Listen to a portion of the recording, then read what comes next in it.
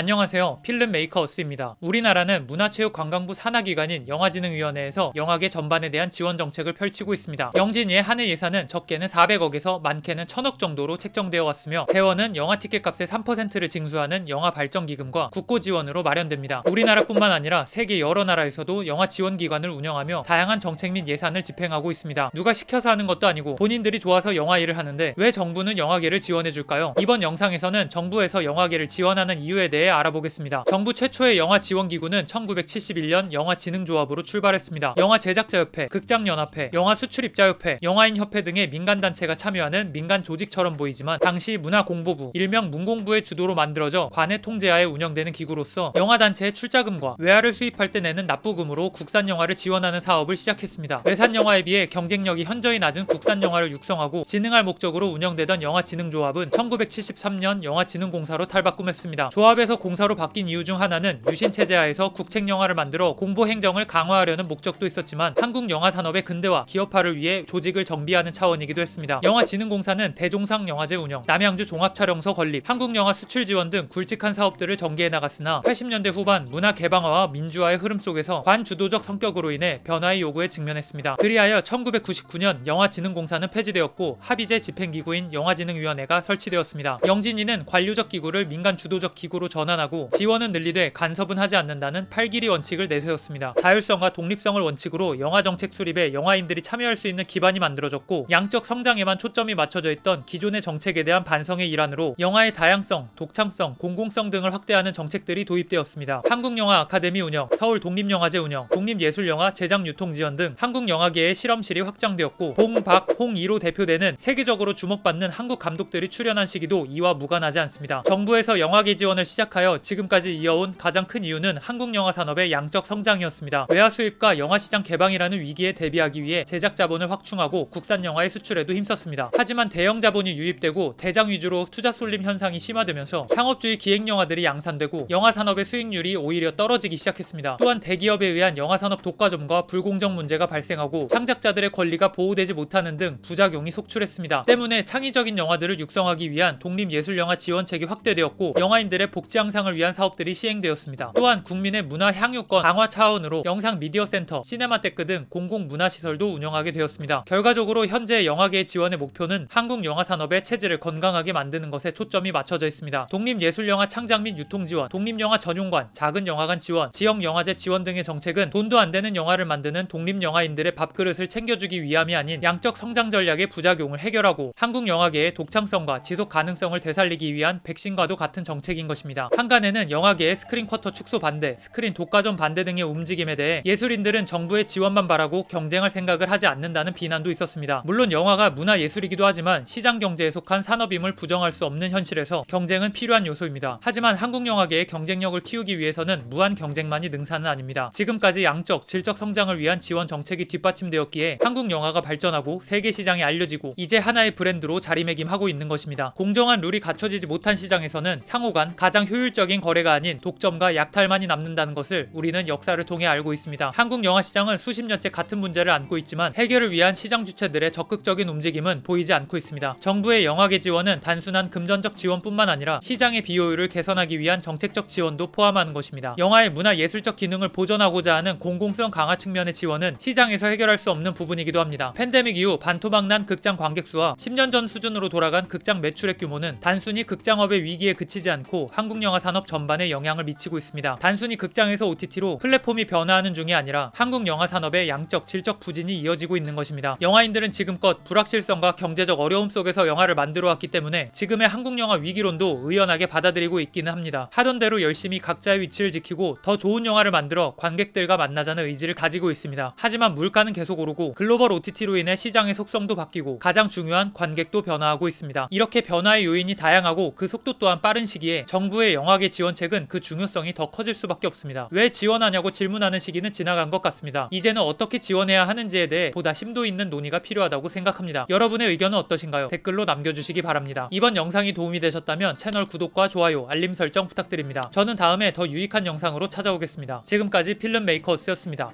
감사합니다.